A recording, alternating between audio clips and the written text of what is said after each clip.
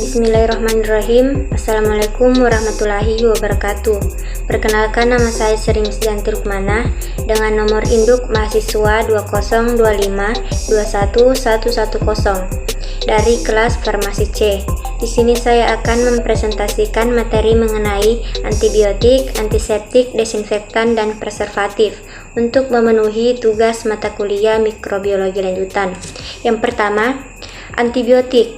Antibiotik adalah zat biokimia yang diproduksi oleh mikroorganisme yang dalam jumlah kecil dapat menghambat pertumbuhan atau membunuh pertumbuhan mikroorganisme lain. Mekanisme kerja antibiotik dalam membunuh bakteri adalah dengan menghancurkan dinding tubuh bakteri, mengganggu proses reproduksi bakteri, dan menghentikan produksi protein dari bakteri. Adapun faktor-faktor yang mendukung mekanisme kerja antibiotik, yang pertama, menghambat sintetis dinding sel, yang kedua, menghambat keutuhan permeabilitas dinding sel bakteri, ketiga, menghambat kerja enzim, dan yang terakhir, menghambat sintetis asam nukleat dan protein. Adapun resistensi antibiotik terjadi apabila bakteri mempunyai kemampuan untuk menahan efek antibiotik yang dulunya masih bersifat sensitif terhadap efek tersebut sehingga antibiotik tidak lagi efektif dalam terapi. Apabila antibiotik mulai tidak efektif dalam menangani kasus infeksi, maka dikhawatirkan akan terjadi kegawat daruratan kesehatan global.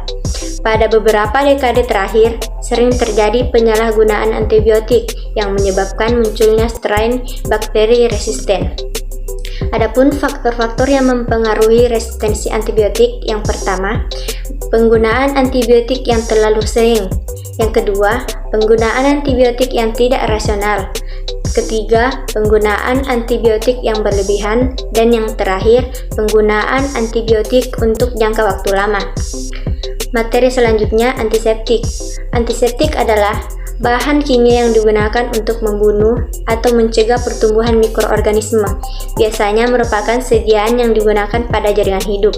Mekanisme kerja antiseptik antara lain merusak lemak pada membran sel bakteri atau dengan cara menghambat salah satu kerja enzim pada bakteri yang berperan dalam biosintesis asam lemak. Efektivitas antiseptik dalam membunuh mikroorganisme bergantung pada beberapa faktor, misalnya konsentrasi dan lama paparan. Konsentrasi mempengaruhi absorpsi atau penyerapan komponen antiseptik. Pada konsentrasi rendah, beberapa antiseptik menghambat fungsi biokimia membran bakteri, tetapi tidak akan membunuh bakteri tersebut.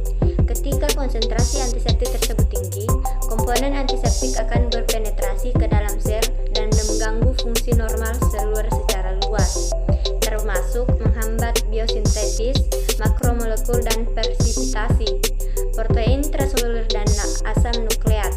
Lama paparan antiseptik dengan banyaknya kerusakan pada sel mikroorganisme berbanding lurus.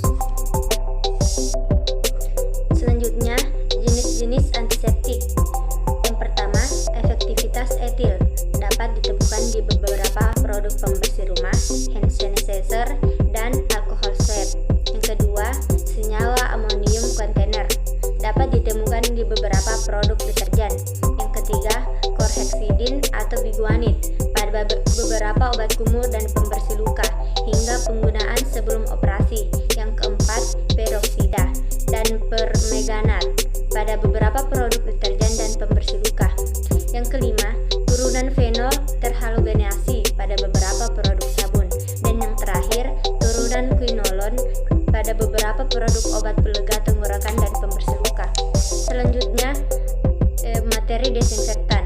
Desinfektan adalah bahan kimia yang digunakan untuk mencegah terjadinya infeksi atau pencemaran oleh gas trenik atau obat untuk membasmi kuman penyakit. Desinfektan tidak memiliki daya penetrasi sehingga tidak mampu membunuh mikroorganisme yang terdapat di dalam celah atau cemaran mineral. Desinfektan bekerja dengan menghancurkan dinding sel mikroba atau mengganggu metabolisme. Adapun efektivitas desinfektan dipengaruhi oleh beberapa faktor, diantaranya lama paparan, suhu, konsentrasi desinfektan, pH, dan ada tidaknya bahan pengganggu. pH merupakan faktor penting dalam menentukan efektivitas desinfektan. Misalnya saja, senyawa klorin akan hilang kehilangan aktivitas desinfektannya pada pH lingkungan lebih dari 10.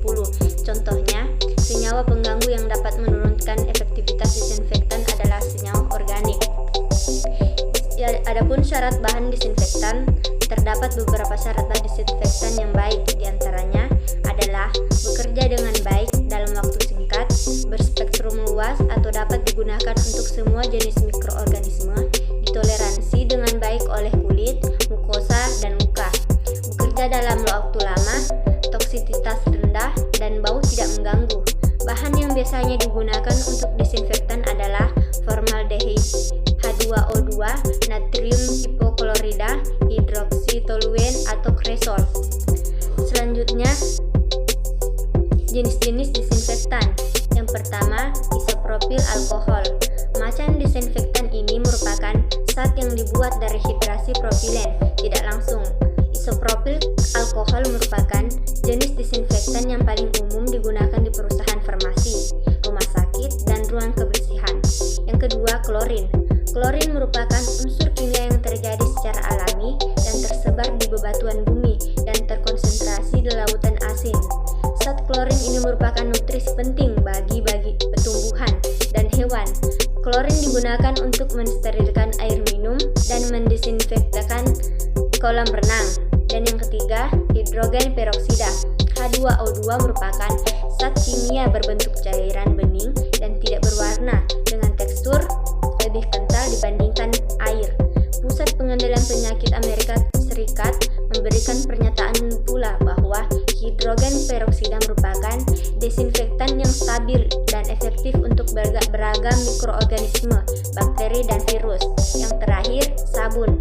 Sabun dan air berfungsi dalam membersihkan dan mengurangi jumlah kuman, sehingga mengurangi infeksi.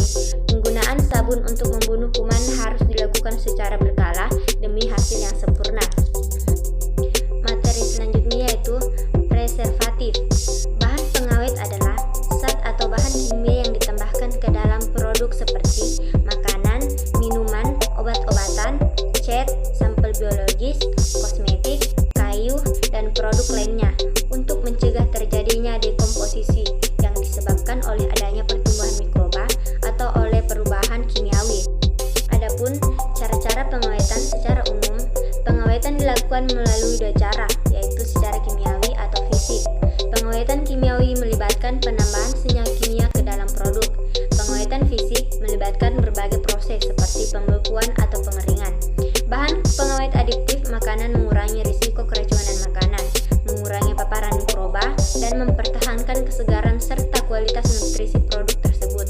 Beberapa teknik fisik untuk mengawetkan makanan diantaranya dehidrasi, radiasi UVC, pengering bekuan, dan pembekuan. Teknik pengawetan kimiawi dan fisik terkadang dikomunikasikan. Dan yang terakhir, syarat-syarat bahan pengawetan.